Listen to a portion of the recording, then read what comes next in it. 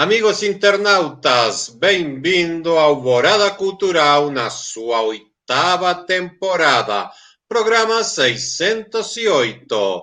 Hoje converso aqui com meus amigos, o escritor Daniel Barro e sua esposa, artista plástica, Andrea Pessoa. Prazer lhe conhecer, Andrea. Como que você está, Daniel? Está me ouvindo bem?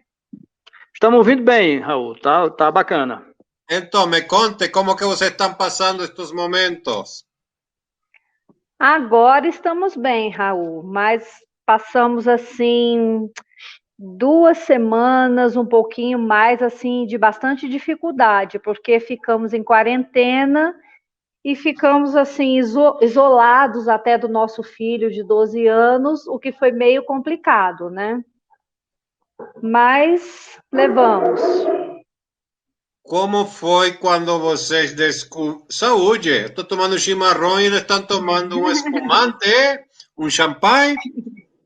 É um espumante para comemorar, né? A gente passou 22 dias de cama, 22 dias de cama. Nossa, fizeram um buraco no colchão, é? Pra você ter uma ideia, Raul, eu pesava 72 quilos. Estou pesando 62. É 15% do meu peso, meu amigo. Que isso, cara. Você também perdeu peso, Andrea? Perdi 2 quilos, mas já recuperei. Vem cá, como foi a notícia quando vocês souberam que estavam com Covid? Qual foi a reação do teu filho, por exemplo? Bem, Raul, ele só começou a cair a ficha quando com o passar do tempo que a gente não saía do quarto. E quando saía do quarto, ele tinha que entrar no quarto. E a gente sempre de máscara e com spray de álcool passando na casa toda, e onde a gente passava álcool e lisoforme. Então, chegou um certo tempo que ele percebeu que era alguma coisa muito mais séria, e inclusive ele perguntou para a mãe, né? Mãe, você não vai ficar boa, não? Isso já depois de uns 10 dias que a gente estava já de cama e sem ter nem... Vendo ele, mesmo na mesma casa, a gente via ele só por telefone, só conversava com ele pelo telefone. Que absurdo. Me diga, nesses dias todos, qual foi o momento mais difícil? Foi as primeiras 24 horas? Foi, digamos, 3, 4 dias depois? Foram todos dias horríveis? Como foi isso? A gente administrou bem até assim no começo, o Raul, porque no começo foram sintomas, o Daniel teve febre, eu tive muito cansaço, muito, o corpo estava muito dolorido, sabe? Dor de cabeça constante, mesmo eu tomando remédio, né? No começo foi mais fácil de administrar. O mais difícil foi... Com quantos dias, Daniel, que você piorou? Dias. Com o 14º dia, ele piorou. Ele começou a ter uma oxigenação mais baixa e tudo, e eu já estava um pouco melhor, né? E aí veio a preocupação, porque ele já estava bem mais acometido, bem com a doença mais piorada, né?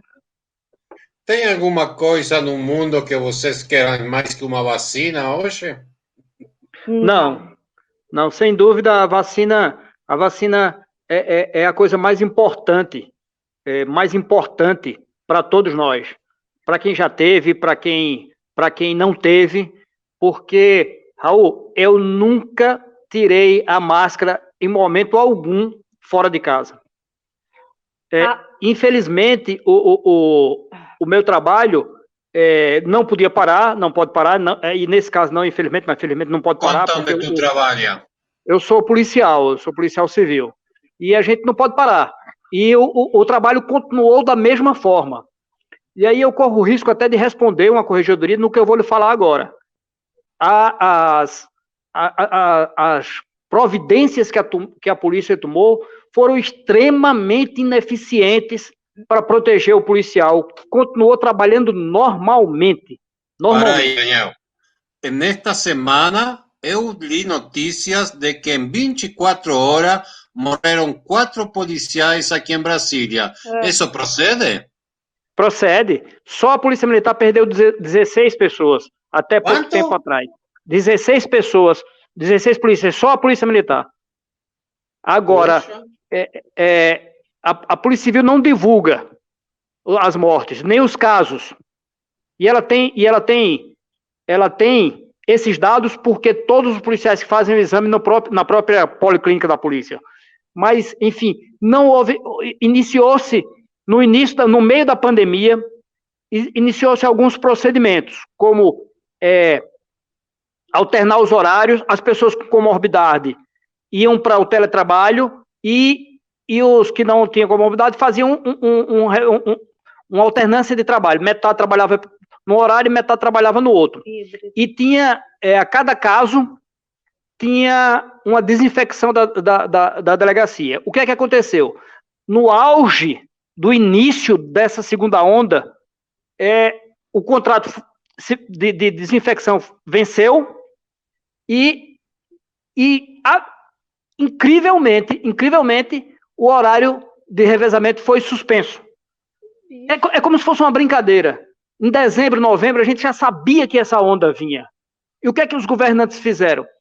Foi suspender as medidas que tinham tido até o momento, as medidas de proteção ao cidadão.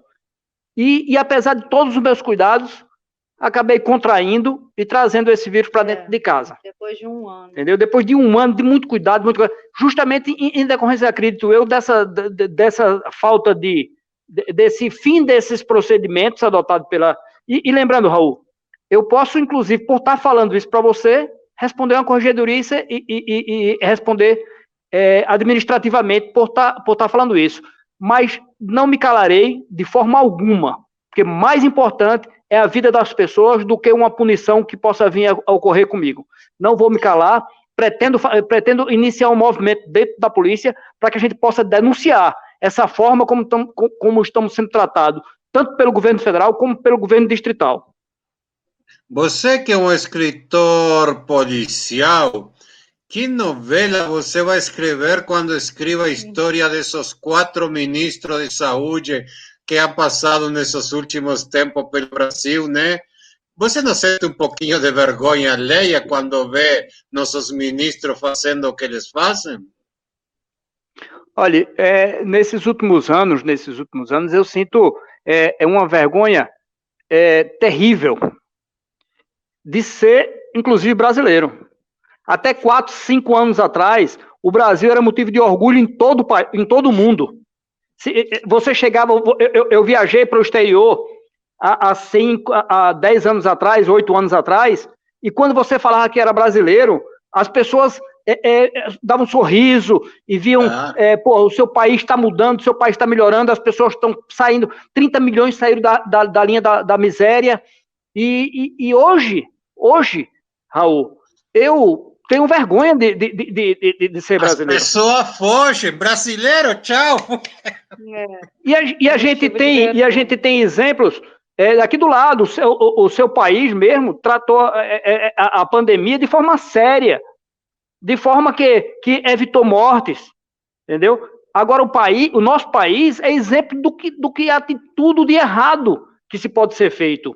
Inclusive, nós somos hoje um risco para o mundo, porque você sabe que quanto mais contaminação, mais variantes do vírus surgem.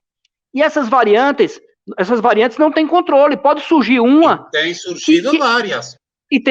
E pode surgir uma em que todo esse esforço das vacinas que foram desenvolvidas no mundo, pode ser que surja uma variante que seja imune a essa vacina. Por quê? Porque nós estamos totalmente descontrolados. Nós temos com 100% o pessoal diz que é 80 e pouco, 90 e pouco das UTIs, é 100% das UTIs lotadas no Brasil inteiro. 100%. É assustador. E isso aconteceu, e eu posso testemunhar, não sei se você leu a crônica que eu escrevi, justamente no momento mais difícil para mim, que eu senti que a situação estava piorando, eu sabia, eu tinha consciência de que se eu precisasse de uma internação, não tinha, porque justamente na mesma semana foi anunciado que o Distrito Federal tinha um leito de UTI disponível, tanto na rede pública como na rede privada. Isso é criminoso. Isso é criminoso, deixar que chegue a esse ponto sem tomar nenhuma atitude. E até esse ponto não tinha nenhuma restrição, praticamente. Nenhuma restrição. Tudo estava aberto. Eu moro aqui no Paranoá, estava todo o comércio aberto. Não tinha absolutamente nada fechado. Daniel, entendeu? Hoje eu fui no posto de saúde e comecei a conversar com a enfermeira que me atendeu. A mulher começou a ficar nervosa e a chorar. Disse, nós não somos a linha de frente, nós somos a única linha. Depois de nós, só o coveiro. Mas eu estou curioso, Daniel, lá na tua corporação, como em todos lados, tem de tudo na sociedade, pensam de uma forma, de outra, diferente, tudo o contrário, mas qual é o sentir que você, assim, transpira na tua corporação? Os policiais sentem que o governo tem deixado ele na mão, a corporação apoia maciçamente o presidente? Eu estou muito curioso para saber. Eu sei que você pode ter restrições para falar alguma coisa. Fique à vontade e fale o que você quiser, não mata? Eu tenho restrições, mas não vou me calar, como eu falei antes. Não vou me calar. A nossa categoria apoiou em torno de 90%, apoiou esse governo. Os 10% que não apoiaram não podiam abrir a boca para dizer que não apoiavam. Eu fui hostilizado em diversos grupos, em diversas discussões com os colegas na época da campanha, inclusive dizendo que não era eu estava no lugar errado, que a polícia não era o meu lugar, eu devia estar em outro lugar. Só não houve nenhuma represália porque, infelizmente ou felizmente, eu sou alagoano e eles têm medo de alagoano mesmo. Não sei, a gente tem uma fama ruim da peste. Recentemente você foi até excluído de um grupo, né? A gente tem, eles têm receio, apesar da gente ser um povo pacífico, mas enfim, eles têm receio. E não aconteceu. E também pelo meu histórico de polícia, meus 22 anos de polícia, meu trabalho que sempre foi de rua, sempre foi prendendo as pessoas e combatendo o crime com honestidade e valentia. Então, nunca tiveram coragem de vir pessoalmente para poder falar alguma coisa comigo. Mas os demais colegas tinham que ficar calado, absolutamente calado. E até hoje, Raul. Até hoje, pasmem. Ainda tem gente que defende. Ainda tem gente que defende esse governo genocida. A liderança nacional das polícias tem feito uma campanha contra. Por quê? Porque nós fomos colocados no meio comum.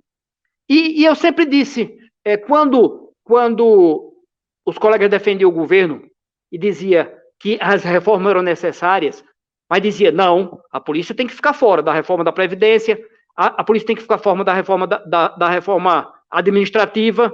Espera aí, se é ruim para a polícia, por que não é ruim para o restante do funcionalismo? O colega do sindicato me pediu para interceder junto às forças de esquerda no Congresso para apoiar uma PEC, uma emenda à PEC da emergencial, que tirava os policiais da PEC emergencial. Eu digo, olha, eu não tenho coragem de falar de pedir uma asneira dessa. A esquerda é contra 100% da PEC, 99%, porque é a favor do auxílio emergencial. Mas contra a PEC, nós somos contra 100% da PEC. 100%.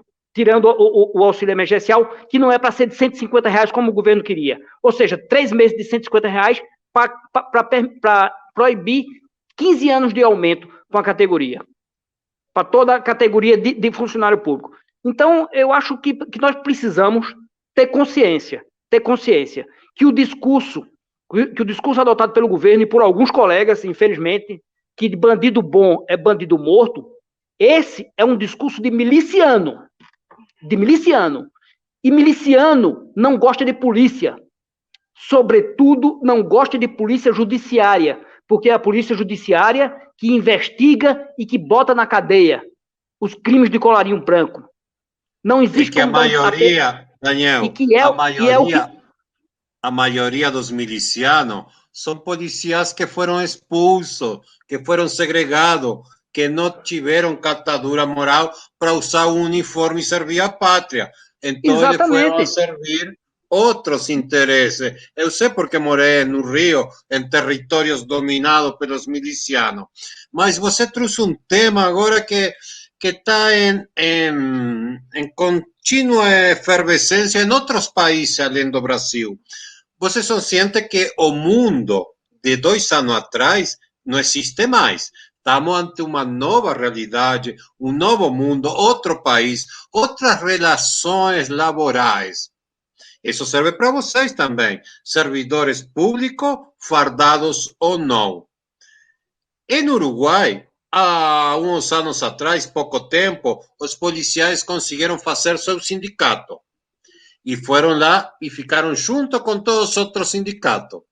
Agora, os outros sindicatos não querem mais os sindicatos policiais, porque quando eles têm greve, tem isso, tem aquilo, quem vai reprimir eles? Os policiais. Até aí tudo certo. Mas e como vai ser no futuro?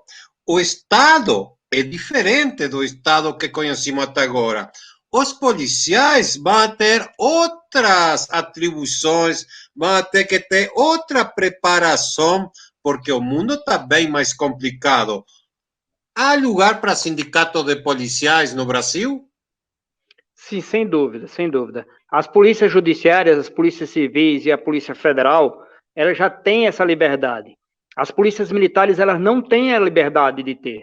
Por um problema, eu falo isso no meu livro Enterro Sem Defunto, meu segundo livro, Enterro Sem Defunto. Nós precisamos de uma reforma profunda na segurança pública. E a primeira coisa que tem que se fazer é a desmilitarização da polícia militar.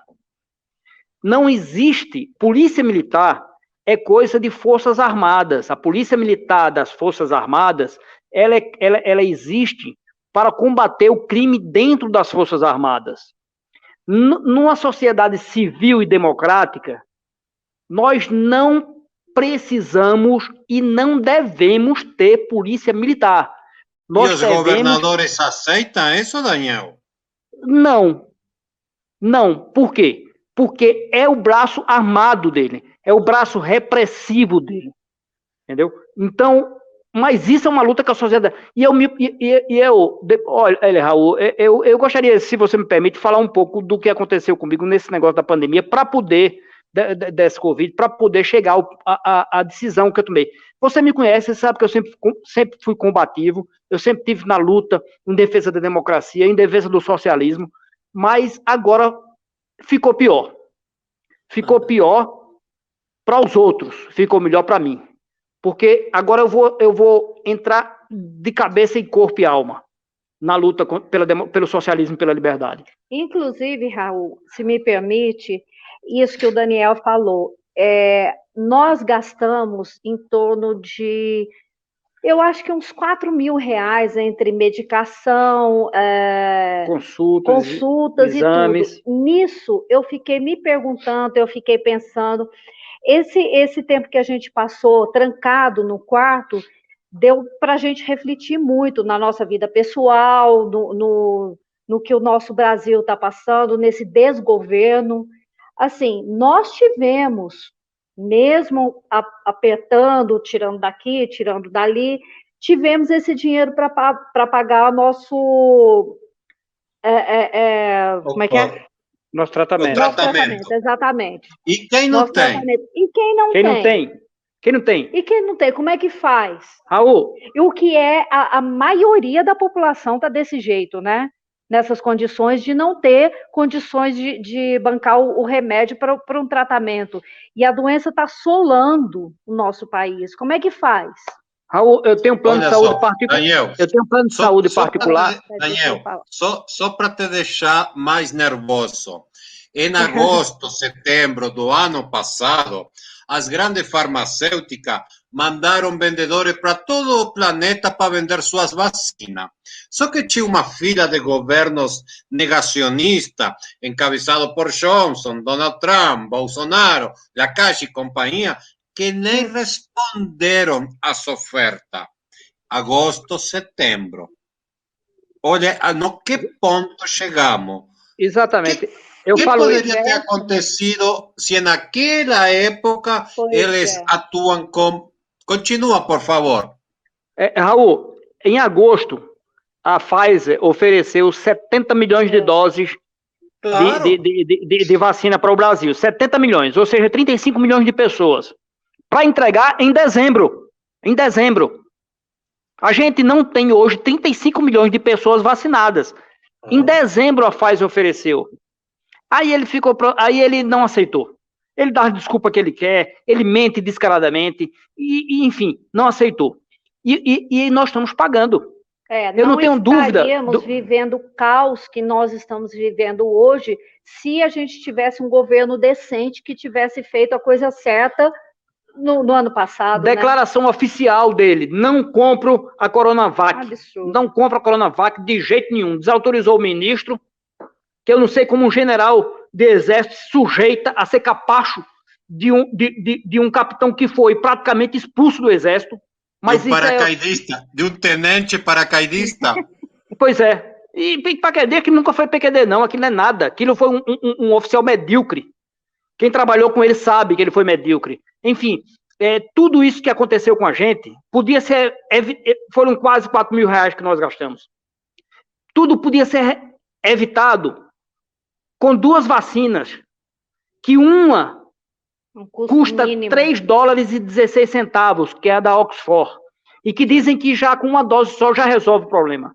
A da Coronavac, que é uma das melhores, isso falado pelos meus médicos, é uma das melhores, por quê? Porque ela é feita do vírus morto ou atenuado, que pega todo o vírus. Então a reação é diferente do DNA mensageiro, que se você tiver uma variante que não tem aquela parte que foi selecionada para fazer o vírus, como da Pfizer e da Moderna, você pode contrair. Mas a Coronavac, que custa $5, em 2 doses seriam $10, o dólar a R$6, eu teria gasto R$12. R$12.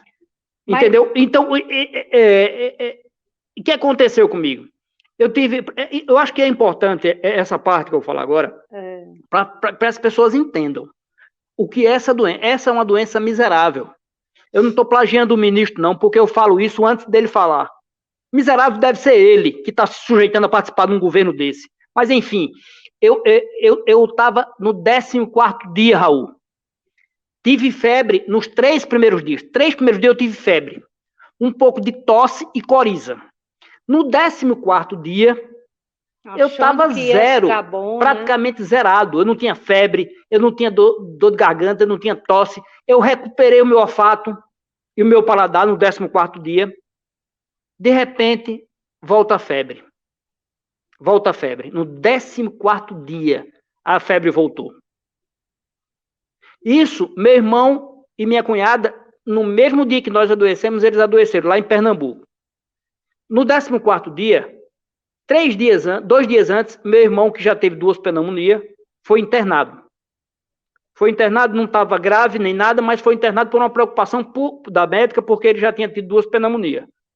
Então, vamos lá, tranquilo, todo mundo recuperando. Meu irmão foi internado, mas estava bem. A gente falava se falava nos vídeos, no telefone de vídeo.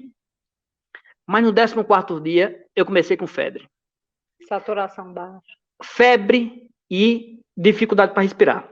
Para você ter uma ideia, eu não conseguia bocejar. Porque a partir do momento que eu abria a boca para bocejar, a garganta trancava. Doía e trancava e o ar não conseguia entrar. Eu comprei um oxímetro, que isso é fundamental. Fundamental ter um oxímetro em casa quando estiver doente. A minha saturação baixou para menos, deu 88, 89. Abaixo de 90 é crítico. Eu fiquei desesperado. Tirei o oxímetro do dedo e deitei de barriga para a cama, porque facilita, alivia o pulmão. E não quis medir. E fiquei lá e fazendo... eu sou socialista, eu sou comunista. Mas eu sou, tipo, o Brizola falava, um comunista moreno, né? Tropical, né? Eu acredito piamente em Deus. E peço, e pedi a Nossa Senhora. Mas, na situação que estava, pode parecer mentira minha, hipocrisia minha, mas na situação que estava, do meu irmão internado, minha mulher doente, minha cunhada, meu irmão tem 7 filhos, pra você ter uma ideia. 3 deles pequenos ainda, um com 9 anos.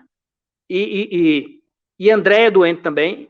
E eu pedi humildemente para que salvassem meu irmão, minha mulher e minha cunhada. E a minha eu pedi que fosse feita a vontade de Deus, Raul. Pedi. E pedi mais, num certo momento, com medo terrível. Eu pedi que se tivesse algum dos 4 ter que ir embora, que fosse eu. Que fosse eu.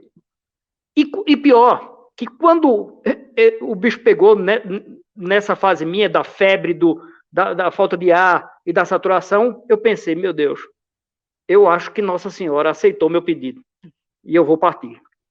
Mas não podia falar, não falei para meu irmão, não falei para ninguém que eu tinha piorado.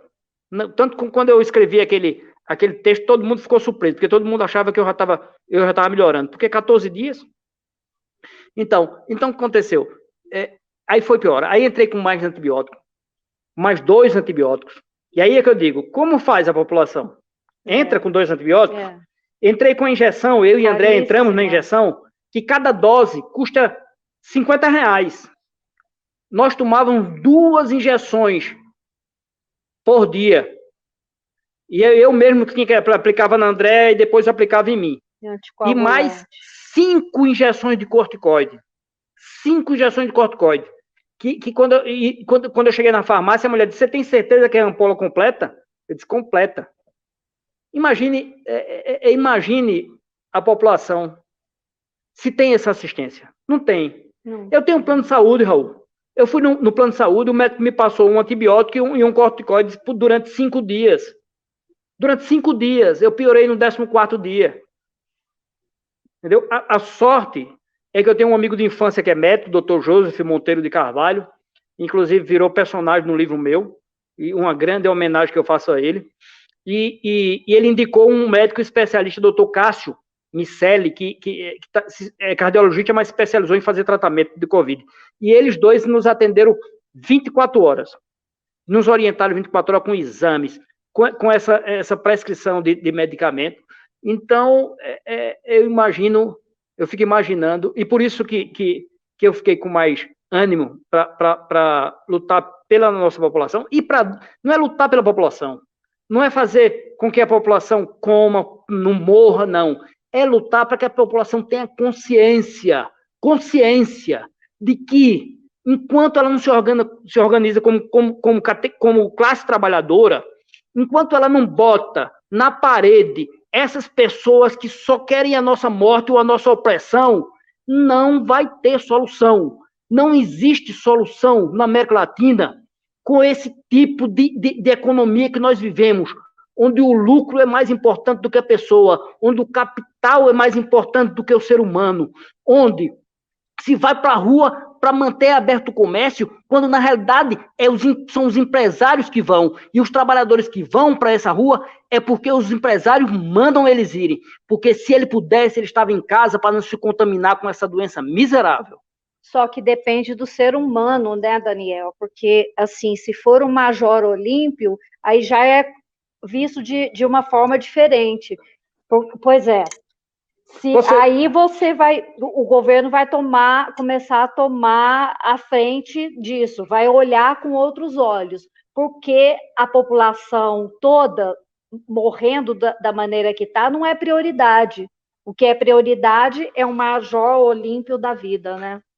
Raul, hoje o nosso excelentíssimo senhor presidente do Senado deu uma declaração convocando governadores, ministro do Supremo, o presidente da República e todos os líderes do poder para uma reunião para a criação de um grupo de emergência.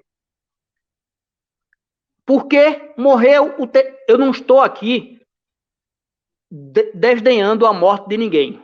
De jeito nenhum. Toda vida vale. Eu sempre publiquei há muitos anos, se você for da minha rede social, você vai ver, um poema de John Donne, que diz que é Por Quem os Sinos Dobram. Cada vida é importante. Porque cada ser humano que morre é um pedaço da terra que vai para o mar e não volta mais. Mas são mais de 280 mil pessoas que morreram. Foi necessário morrer 3 senadores. Se toda 3 vida senadores. Importa, toda vida importa mesmo. De um senador, da Maria, do João, do José, de todas as vidas. Então foi necessário morrer 3 senadores. Coincidentemente, 3 senadores negacionistas. Para poder o presidente do Congresso, o presidente do Senado, ver que o negócio está grave. Ora, não estava grave? Não estava grave quando os 16 policiais morreram aqui em Brasília? Não estava grave quando morreu uma amiga minha, perdeu o pai e o tio no mesmo dia? No mesmo dia, não estava grave? Para ele resolver tomar uma atitude agora, porque está pegando os senhores senadores da República, os senhores senadores da República, diga de passagem, todos 3 negacionistas. Sim. Todos 3 negacionistas. É muito difícil a gente se posicionar nesse momento, mas Olha, esse é o meu posicionamento. Daniel, é difícil se posicionar, como você diz, e principalmente expressar a posição. Mas muito mais difícil, eu entendo, é omitir, pensar que tudo está bem e deixar o barco rolar. Porque, voltando a isso, a gente tem que conscientizar nosso povo de que as coisas não estão certo, não estão trabalhando para eles, há outros interesses. É complicado, Daniel, Andrea, como que a gente resolve? Estou contigo e não abro. Mas quando você vê a integração, calma aí, quando você vê a integração desse Congresso, quando você vê a atitude de um poder judicial, desde o Supremo até as varas, mas como é que se resolve isso, Daniel? Quanto tempo vai levar? Não podemos nos calar, Raul. Não podemos nos calar de jeito nenhum. Eu acho que, Raul, a única solução é a gente... Eu não sei como fazer isso, mas vou lutar o resto da minha vida para conscientizar o povo, o trabalhador, o funcionário público, mesmo funcionário público que ganha bem, que ganha regularmente, ele tem que ter consciência de que ele é trabalhador, que ele tem um patrão, e o patrão só visa o lucro, o patrão só visa o domínio. Nós precisamos, e é a única saída nossa, é que o povo tenha consciência de que nós temos um inimigo. E o inimigo só se vence uma guerra derrotando um inimigo. E o nosso inimigo se chama capitalismo. O nosso inimigo se chama o patrão. O nosso inimigo se chama o fascismo. O nosso inimigo se chama a concentração de renda. O nosso inimigo se chama esse sistema podre que é uma modernização do capitalismo, que é a social-democracia. É a partir do momento que o trabalhador tem essa consciência, e não é para a gente jogar pérola aos porcos. Não dá, eu não vou ficar tentando convencer o meu colega policial, que é um bolsonarista, um fascista, de que ele tem que ser. Não, eu tenho que conscientizar quem acredita, quem tem a possibilidade de acreditar na verdade, para que ele combata esse tipo de gente que não acredita nem vai acreditar. Porque é inconcebível que esse camarada ainda tenha 30% de bom e ótimo num governo que não fez absolutamente nada. Nada. Esses 30%, infelizmente, são casos perdidos na nossa humanidade. Agora, os 70% tem que estar junto. Tem que estar junto para poder resolver o que fará com esses 30%. É esse que a gente tem que puxar, né? Eu acredito, porque eu acompanho muito o que acontece nos países aqui da região, que há um terço da população que quase beira a extrema-direita, que se sente à vontade, porque não é somente no Brasil. Eu vejo isso acontecer em outros lados. E ainda que eles percam uma eleição, eles continuam mantendo seu terço de conservadores, neofascistas, neoliberais. Complicado. Olha, eu Mas queria. Fala, Daniel. a gente estava vivendo um momento que eles tinham vergonha. Eles tinham vergonha de ser isso. Com o Bolsonaro e com o Trump, eles começaram a ter orgulho de ser machista, de ser homofóbico. Eles começaram a ter orgulho disso. Entendeu? Eu tenho um colega de trabalho, que ele se intitula de anarco-capitalista. Bakunin tá se virando no túmulo e se matando depois de morto. Você tem algum livro? Você não tem algum livro aí atrás para emprestar para teu amigo, não? Porque está precisando. Precisa, né? Mas eu descobri uma coisa, Raul. Eles não leem. Eles não leem. Essa minha crônica, o artigo que eu escrevi sobre o momento que a gente passou, lá pelo quarto parágrafo eu falo, eu culpo o governo de tudo que aconteceu. De tudo que aconteceu com a gente. Porque já era para a gente estar vacinado, eu como categoria privilegiada em termos de vacina, eu seria vacinado já como policial. Já Detalhe, esse texto dele é um texto longo. É um texto longo. Então, quando tá no quarto parágrafo, o cara não lê, né? Aí o cara vai e curte. O cara bolsonarista, defensor do fascismo, o cara vai e curte o negócio. Por quê? Porque eles não leem, pô. Lê o primeiro parágrafo. Eles não leem. Então, é difícil você mudar esses 30%. Ele é só fazer o seguinte: fiquem calados porque a gente está dizendo para vocês ficar calados. E qualquer coisa que vocês fizerem será punido no rigor da lei. Porque o fascismo é crime e ninguém está sendo punido por ser fascista. A lei prevê a punição. Daniel, Andrea, defender o destino das nações, defender os menos privilegiados, é complicado, sabe por quê? Porque você precisa estudar, você precisa ler, não se é socialista analfabeto, você precisa ter um mínimo, mas para ser fascista, basta ser ignorante. O exemplo está bem claro.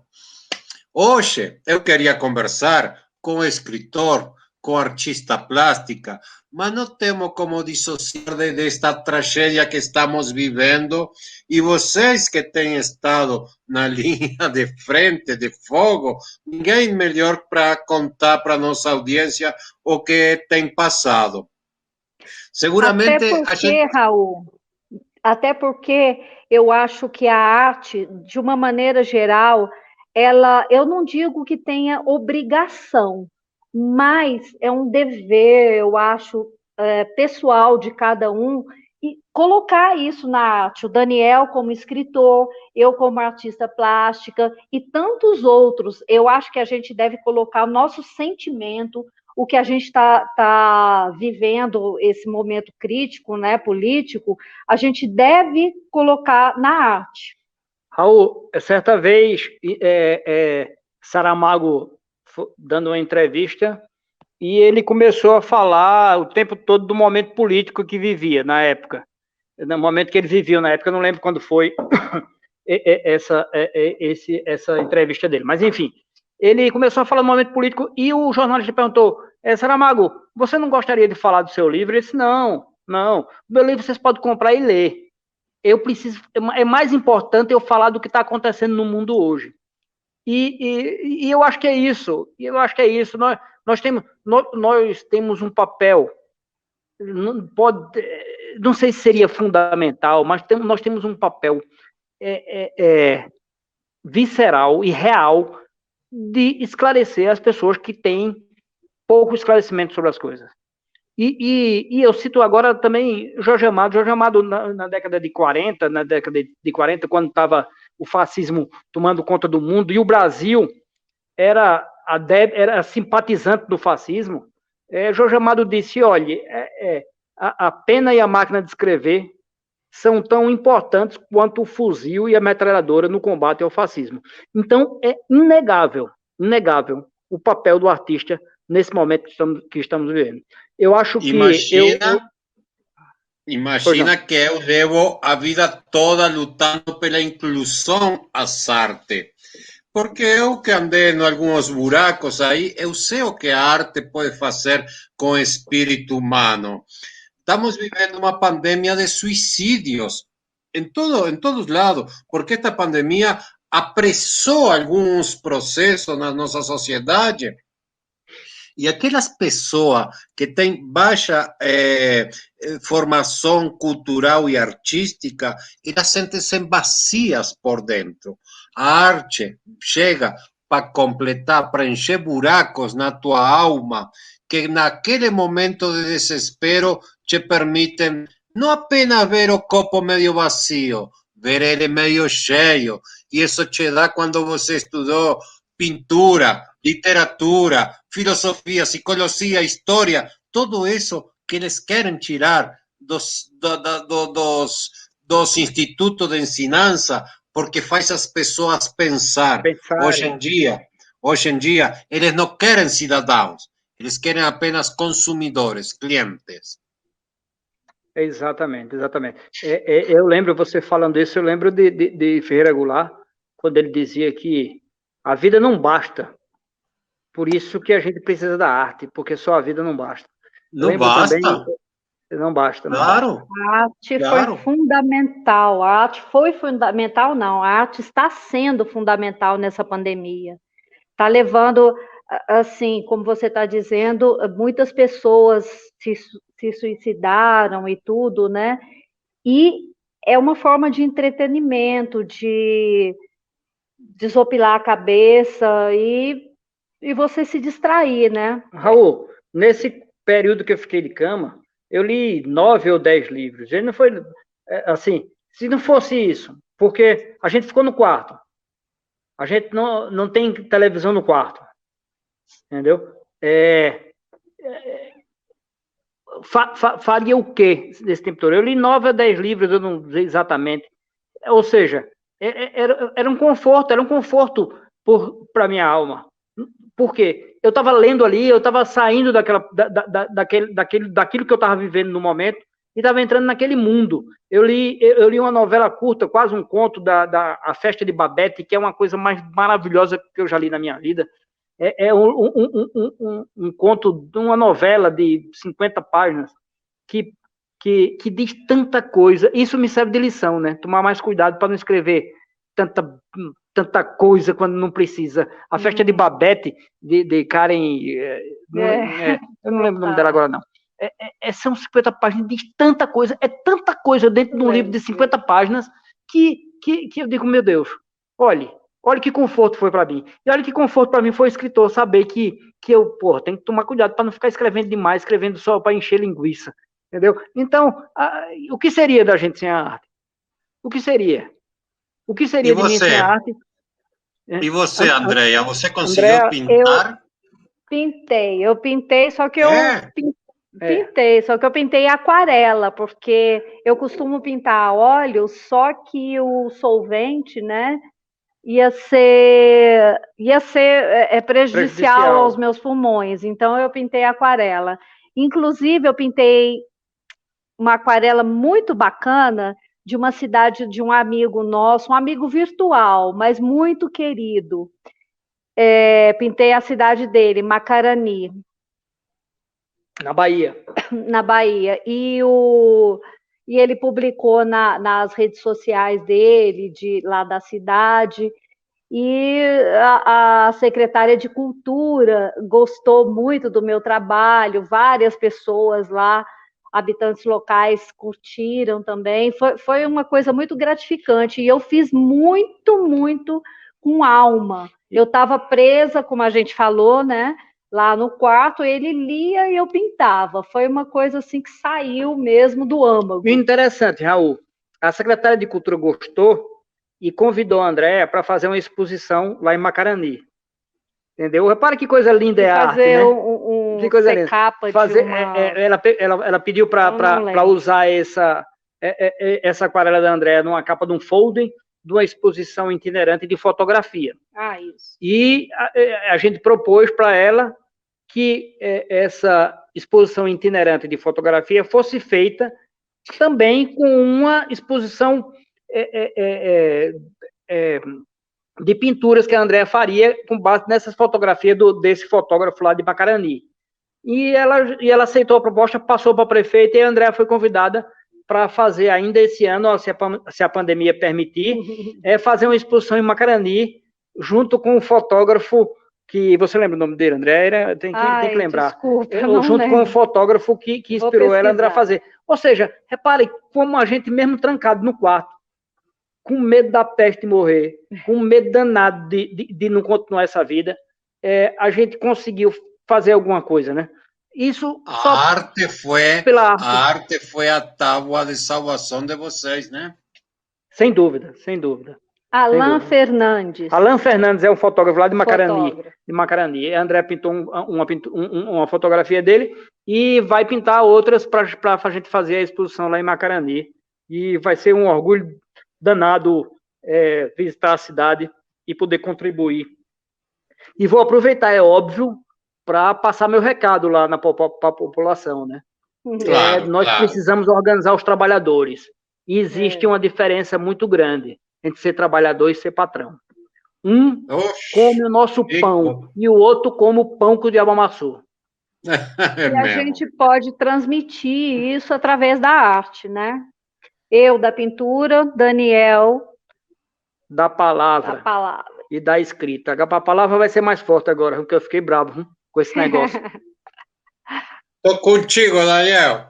É o seguinte, eu vou convidar vocês outro dia para falar de arte, de coisas mais amenas, que nos façam mais felizes. Mas, de qualquer forma, estou muito satisfeito pela coragem, pela valentia de vocês dar a cara e falar o que vocês pensam, porque você faz parte do nosso círculo de escritores, no sindicato, na academia, e é uma pessoa muito querida, muito respeitada, e, bom, eu vi a preocupação de todo mundo com vocês, e primeiro saber que vocês também, isso me deixa muito satisfeito a mim e a todos nossos colegas. E eu estou surpreso com esse anúncio que você acaba de fazer, Daniel, e já estou te adiantando, você tem meu voto. E, Raul, eu agradeço assim de coração a todas as pessoas que desejaram energias positivas, rezas, mandingas, orações e tudo para a gente. Vai meu agradecimento aqui. Que legal, que legal. Daniel, quem quer se comunicar contigo, tem redes sociais? Como que faz? Como que compra teus livros? Os meus livros estão na Amazon, todos eles estão na Amazon. O meu último livro, o Canto Escuro, ele pode ser encontrado eu prefiro que as pessoas comprem no site da editora, da Penalux, porque aí a grana vai para a Penalux direto, não tem que passar por intermediário. As editoras pequenas estão sofrendo muito nesse período de pandemia. A editora Penalux é uma editora que eu me apaixonei, é a minha primeira publicação por ela. Eu vou publicar uma segunda edição de Enterro Sem Defunto esse ano com a Penalux. Já tá. Essa é a primeira edição. Eu vou publicar a segunda edição com a Penalux até o final do ano. Vou fazer um lançamento virtual, porque eu quero e não poderia ser diferente, respeitar o distanciamento, e isso é importante. É a única saída quando vivemos num governo negacionista que não compra vacina para a população. Mas vou lançar porque eu acho que é um livro importante, é um livro que fala sobre segurança pública, um livro que fala sobre reformulação das polícias, um livro que fala sobre corrupção no judiciário, sobre corrupção na polícia. Então eu acho importante lançar nesse momento. Não vou escrever nada, não tenho nada escrito, nem quero escrever, a não ser as crônicas e alguma coisa sobre a pandemia. Eu acho que não é o momento agora, porque a gente também não pode tomar, a gente tem que tomar muito cuidado para não ser comerciante de escrever pelo momento, porque o momento está pedindo falar sobre isso, eu não faço isso, não gosto disso, eu gosto da literatura verdadeira, da literatura que vem de dentro da gente e que conta algo e faz as pessoas refletirem. Eu acho que o momento, para mim, não sou contra quem está escrevendo sobre isso, mas eu acho que para mim o momento não é esse. Enfim, eu acredito que a gente vai melhorar, mas que é preciso a nossa luta. E a capa do Enterro Sem Difuso, segunda edição, é minha. É um quadro. Arte. O André pintou um quadro e esse pintando. Está pintando, não está concluído ainda, e a capa do livro vai ser esse quadro dela, a orelha e a quarta capa será do meu irmão Ivan Marinho, esse que passou por esse momento difícil, e do Paulo Souza. Eles vão fazer a quarta capa e a orelha do livro da segunda edição, e eu tenho certeza que vai ficar melhor do que o livro, tanto a capa como a orelha como a quarta capa. Que legal. Andréia e Daniel, agradecemos seu tempo, seu carinho, e deixa aí cada sua mensagem final para a nossa audiência. Eu vou bater na mesma tecla que está sendo batida o tempo todo, mas de forma diferente, porque eu passei por essa doença. Além de usar máscara e de lavar as mãos, mantenha o distanciamento social, porque a máscara, ela não protege 100%. Então, se você não mantiver o distanciamento social, a máscara não vai resolver. Então, o que é que você tem que fazer? Usar máscara e manter distanciamento. Se alguém chegar perto de você sem máscara, mande sair de perto, mande se afastar. Falar a no mínimo 2 ou 3 metros de distância, mesmo você estando de máscara.